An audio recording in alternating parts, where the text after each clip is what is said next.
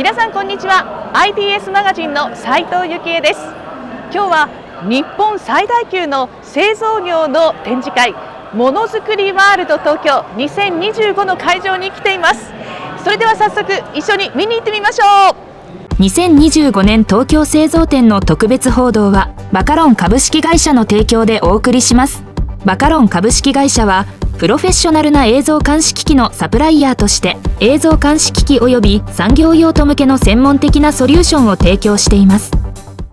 続いてはこちらです。徳島県立工業技術センターのブースにやってきました。こちらでは羽田さんにお話を伺います。羽田さん、どうぞよろしくお願いします。すみません、私、徳島県立工業技術センター羽田と申します。我々は、県の工業試験場という形で、県の製造業等の企業さんの支援を行っている機関でして、今回、その研究成果の一環をちょっと手にさせていただいております。はい、我々の県としましては、次世代光という形で定義しまして、赤外線とか紫外線を使って異物の検査とか血管の検査というのを行っておりまして、今回、とりあえず赤外線を使ったこういった食品トレイの血管検査を一つ展示させていただいております。はい、これらちょっと見ていただくと分かるんですけれども、こちらの部分ですね、ちょっと穴が開いてるんです。こういった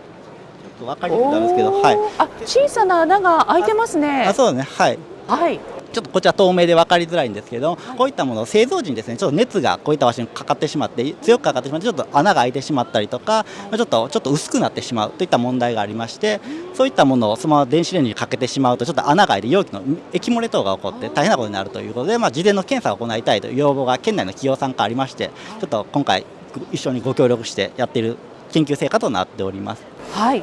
こちらはどんなものでしょう。そうですね、こちらは今現在、企業さんが行っている手作業でのセンサーをちょっと機械で代替できるような形でちょっと作った試作機という形になっております。こちら照明、今光で明るく白色で光ってるんですけど、本来こちらですね、こうやって切っていただくとこうやって光ってるように見えるんですけど、これ実は光ってるように見えて赤外線の光が出てまして、人間の目には見えないような光が出てるんですね。それを上に設置したらこの4台のカメラで捉えて、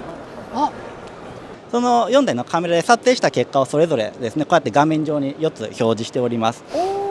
今 NG って出てましたよね。そうですね、はい、これはロボットが、人が行っている検査作業を代替するような形で行っているので、ロボットがこうやって自動でピッキングして設置して、それをカメラ4台設置して、それを撮影した結果に出して OK か NG かに分けて振り分けていると。で NG の場合はこうやって画面上にですね、ちょっとピンホールの空いている場所を赤く表示しているような形ですね。で赤く表示された場所がある場合は NG としてロボットが反対側に振り分けるような形でなっております。優秀なマシーンですね。ありがとうございます。血管というと、例えばどういった血管があるんですか。そうですね、主には今取り組んでいるのは先ほど言ったようにピンホールですね。やっぱ食品取りではピンホールが起こるということで、そういったことに取り組んでおります。はい、それ以外にもいろいろ傷等もあるんですけど、今回は傷なんですけど、で普通の光で見る分にはこういった不透明な容器であれば、基本的には穴から出てくる光を見るだけなので、普通の光、皆さんがよく見られたこういった白色の光で全然問題ないんですけれども、こういった透明な容器ですと全部容器から光が出てくるので、ちょっと検査が難しいと。でそこで今回赤外線を使うことによって、赤外線とそれに合わせて変光と言われる技術がありまして、光の方向性を統一するような技術があるんですけど、それを使うとこういったピンホールの周りですね、透明な容器でもちょっとピンホールの部分でちょっと特徴が現れるということが分かってきて、こういった透明な容器も検査ができないかということで、今回一緒に行っている研究成果となっております。この機械がしっかりとその検査をしてくれるわけですね。はい、羽田さん、今日はありがとうございました。皆様いかがでしたでしょうか。何かご興味を持たれました方は、こちらの徳島県立工業技術センターにお問い合わせください。またご質問があります方はコメント欄に記入をしていただければご返信をいたします。ご視聴ありがとうございました。羽田さんもありがとうございました。